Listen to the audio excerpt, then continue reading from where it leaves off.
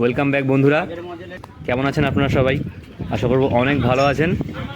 তো আপনাদের কিন্তু আজকে নিয়ে এসেছি আমাদের ডায়মন্ড হারবার নতুন জেটিতে, যেখানে কিন্তু সমস্ত মাছ ধরার ট্রলারগুলো ঢোকে আর এখান থেকেই কিন্তু মাছগুলো তুলে নগেন্দ্রবাজার মৎস্য আড়তে যায়। তো আপনাদের মধ্যে কিন্তু অনেকেই দেখতে চেয়েছিলেন যে কীভাবে মাছ তোলা হয়, সেটা যাতে আমি দেখাই। এই জন্যই কিন্তু আজকে এসেছি এখানে শুধুমাত্র আপনাদের জন্য। আজকে কিন্তু প্রচুর ট্রলার ট্রলি এসছে, চারিদিকে শুধু ট্রলার ট্রলি দাঁড়িয়ে আছে, প্রত্যেক ট্রলারে কিন্তু মাছ। আর সব ট্রলারে কিন্তু রয়েছে প্রচুর পরিমাণে ইলিশ মাছ।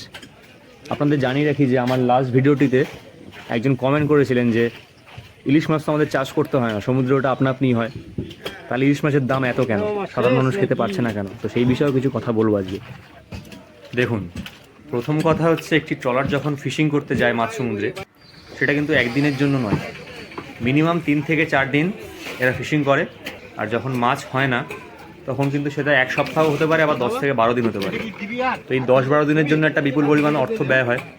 তার সাথে জানি রাখি পেট্রোল ডিজেলের দাম কিন্তু প্রচুর পরিমাণে বেড়েছে। এই সমস্ত খরচা মিলিয়ে একটা ট্রিপে একটা ট্রলারের প্রায় খরচা দাঁড়ায় কিন্তু প্রায় 1.5 থেকে 2 লাখ টাকা। তার সাথে 17 থেকে 18 জনের ভাগী রয়েছে, তাদের একটা খরচা রয়েছে, মাইনে রয়েছে। এই সমস্ত খরচা কিন্তু প্রচুর পরিমাণে হয়, এই কিন্তু ইলিশ মাছের দামটা অনেক বেশি। আর তার সাথে কিন্তু এই মাছের ডিমান্ড খুব বেশি, যেহেতু বাঙালির প্রিয় মাছ, সেটাও একটা কারণ। আর একটা কারণ রয়েছে, এই মাছের সাপ্লাই বর্তমানে অনেকটা কম আগের থেকে, সেটাও একটা কারণ। তো এই সমস্ত কারণ মিলিয়েই কিন্তু মাছের দাম এত হাই। তো এবার আপনারা দেখুন কীভাবে মাছ তুলছে এরা ট্রলার থেকে। আপনাদের আগেই জানিয়েছি যে প্রচুর ট্রলার ট্রলি ঢুকেছে, ইলিশ মাছ কিন্তু বেশ ভালো পরিমাণে হবে আজকে। দেখুন কীভাবে রিস্ক নিয়ে কিন্তু এরা কাজ করছে, দেখুন কীভাবে মাছটি নামাচ্ছে, কতটা রিস্ক নিয়ে কাজটি করছে। ইলিশ মাছ কিন্তু বেশ ভালো পরিমাণে পেয়েছে সবাই, আশা রাখছি অনেকটা দাম কমবে। সব করা ট্রলারেই কিন্তু বেশ ভালো পরিমাণ ইলিশ মাছ রয়েছে। মাছগুলো কিন্তু ওখান থেকে তুলে এখানে ঢেলে কিন্তু বাছাই করে নেওয়া হয়।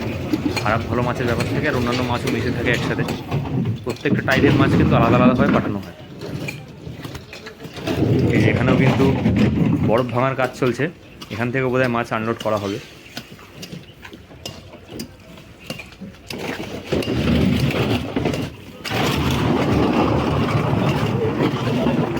আজকে কিন্তু ঘাটের যেদিকেই তাকাবো সেদিকেই মাছ, একটা জায়গাও ফাঁকা নেই, সমস্ত জায়গাতে মাছ আনলোড করা হচ্ছে ট্রলার থেকে। আর এই দেখুন এই ট্রলারটা থেকে কীভাবে মাছ আনলোড করা হবে। কাজ কিন্তু অতটাও সোজা নয় যতটা দেখে মনে হয়। প্রায় 40 থেকে 45 কেজি মাছ থাকে একটি ক্রেটে। দেখুন কীভাবে মাছটাকে নামাচ্ছে ট্রলার থেকে,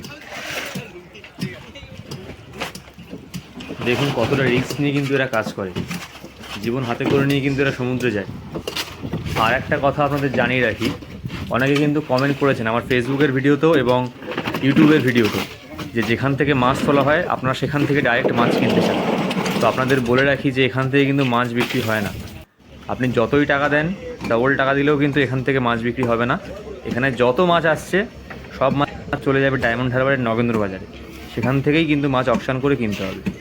তো আমার মাছের ভিডিওগুলো আপনাদের কেমন লাগছে সেটা কিন্তু কমেন্ট করে জানাবেন। আর যারা নতুন দেখছেন আমার পুরনো ভিডিওগুলো দেখবেন, যদি ভালো লেগে থাকে তাহলে কিন্তু অবশ্যই সাবস্ক্রাইব করে থাকবেন। ইলিশ মাছ খেতে থাকুন এই বর্ষার মরশুম।